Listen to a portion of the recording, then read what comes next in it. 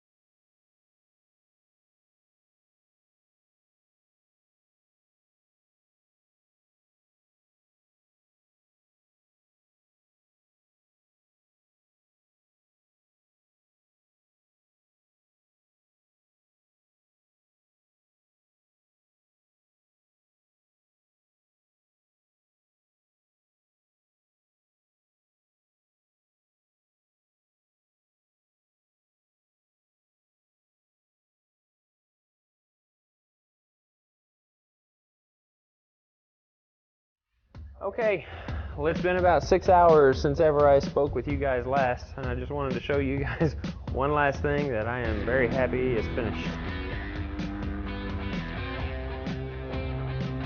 This thing is completely empty. I had everything in there from large tools, full-size sheets of plywood, propane tanks, shelving units that were disassembled, and everything that went inside of them. I think I even had a kitchen sink at one time. No joking.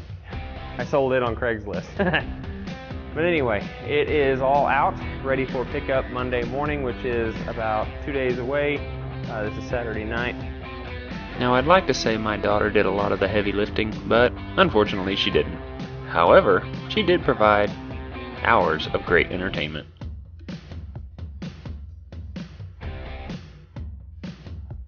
And I'm sure that you are aware that we are midway through the Garage Mahal makeover. Now I'm going to apologize in advance right now because you might hear some background noise. That is my little 2-year-old daughter playing in my shop. Mom's out getting drinks with a friend, so I'm playing Mr. Mom and doing a little bit of video shooting at the same time. But she's right there, I got my eye on her. She's just going to probably pop in and out with some verbal verbiage, something like that. She's going to be talking is basically what I'm getting at. You might even hear some clickety-clacks of some of her mischief that she's going to be getting into. But don't worry, I am fully capable of multitasking. See, she's right here. Right there. Alright, well, I'm sure that you guys, like I said, are aware we're halfway through our makeover. We've got all the tools back in the shop now from my mobile mini storage unit, which has been picked up as of Monday this week. And I moved everything back into the shop. So right now it's kind of a, well, it's kind of a mess, but it's a neat mess. An organized mess. I've kind of got it in the configuration that I want it. However, there's not any cabinets to house a lot of the tools. So they're kind of sitting on the floor.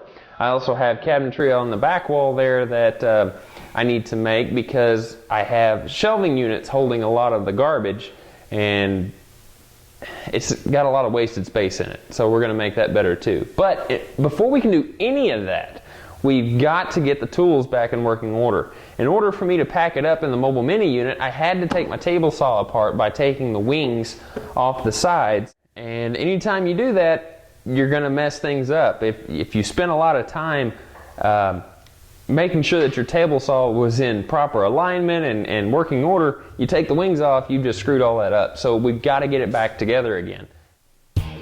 Now we're first going to start by attaching the long wing to the table saw.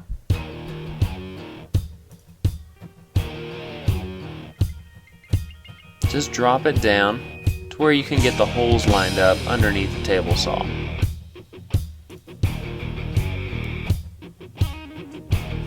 I made access holes so I could get my finger and ratchet in there to tighten them up when ready.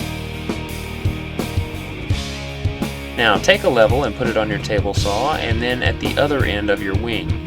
Verify if they are correct, and if not, make proper adjustments to your legs.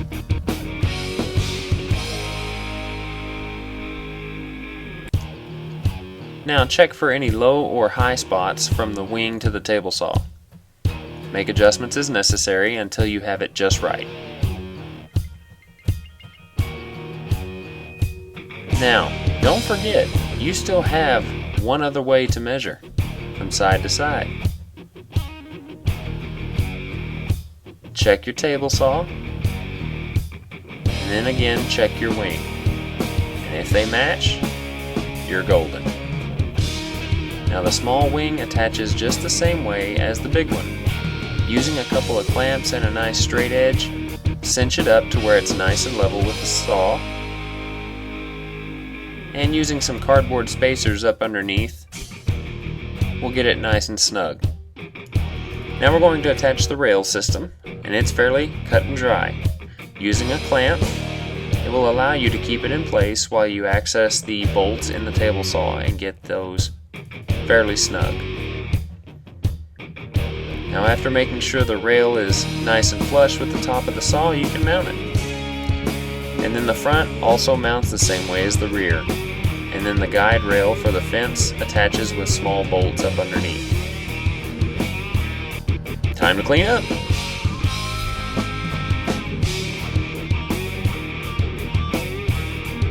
Man, I wish I could walk this fast in real life. I'd get a lot done. Now let's slow it down. Man, that looks good.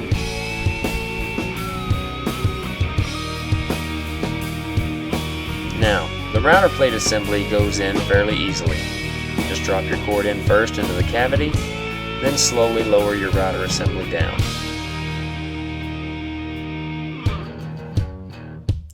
Check and make sure that the top is flush with the saw. If not, take it back out and clear any obstructions that may be hindering.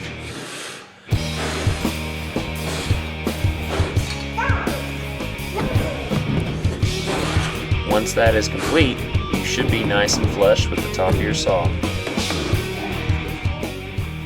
Well, as you can tell and see, I did get my table saw completely set up and finished, ready to go. So it will be ready for making cabinetry for this place as soon as I am. Well, as you can tell, since I don't have all my storage solutions built yet for the shop, it's getting a little bit of mess developing right now. So in order to combat that, I'm going to go ahead and get started on some of the easier things that I can do right now before building the cabinetry, because that's going to be a time-consuming process. So one of the things I had designed for the shop was on this wall right here, which is right next to my entry door into the house, is I wanted to make a slat board wall that goes from floor to ceiling, and it will house it'll just house some shelving that will hold things like shoes, trash sacks for the trash can that we keep out here, any small items that aren't necessarily shop related. I could still use it for that, but any other things can go on these shelves. And there will also be down here on the base a bench to sit down and put your shoes on, because we tend to exit out this area a lot because our cars are parked right on the other side of the door. Well, before we start on the storage solution for the shelving on the wall, we got to go to my mini storage unit and go get some slat board. So why don't y'all head out with me. 3 minutes later. Well, here we are at my storage unit, which is literally less than a mile from my house. We're just going to grab some slat board that I've got stored away from a prior project in here. The slat board, unfortunately, is tucked in right behind this area here, so I've got to get to that first, but I do have a little sample piece here. You can see they're just T-slots kind of routed out of the center of this, and you can buy this by the sheet. It's actually in 4x8 sheets, and it's made out of MDF or something a little more sturdier you can get in plywood. But these are about $75 a sheet, so they're not cheap. Well, as you can see, I've got a big sheet still left of this slat board, and you might think that something this big would be plenty enough to cover that wall. One of the downside is that the slats are running this way, and I can't just lay that up there because it's not going to hold any shelves.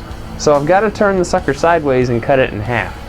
And I don't know if I've cut this down previously, if it's smaller than a 4 foot. It doesn't feel like I have, so it is possible that I could stack one on top of the other if it's wide enough and be able to cover the wall. Well, we're back at the shop now, and what I discovered while I was loading this up is that this sheet is an actual 4x8 sheet of slat board, which is a pretty good thing to have for this particular instance. Well, in measuring out this wall, I found out that it is 46 inches wide by 94 inches tall to the bottom of this baseboard down here. And I don't plan on going any lower than that. So the good news is that that full sheet that I brought home, which is a little bit longer than 96 inches and a little wider than 4 feet, it's going to work just fine.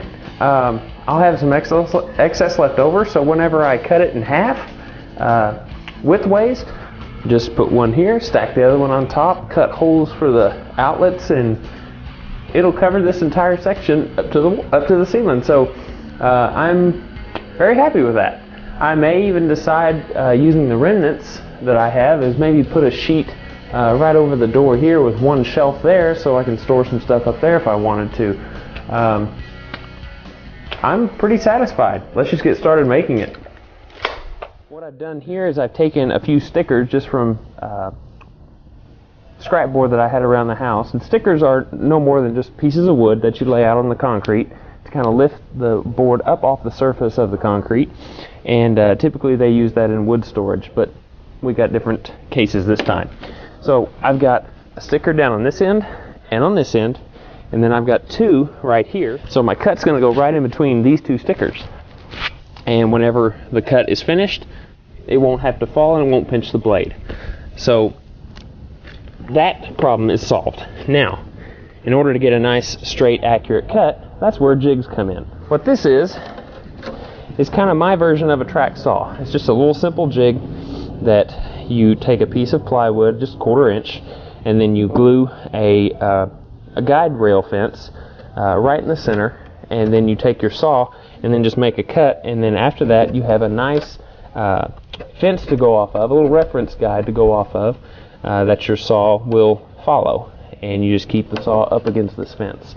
So if you don't have a track saw, this is the best alternative. Alright, well, now that we're all set up, I've got my hearing protection, but because my shop is a little in disarray, I don't exactly know where my safety glasses are at, so we're just going to go with my sunglasses here for now. So we'll get started here cutting this piece down.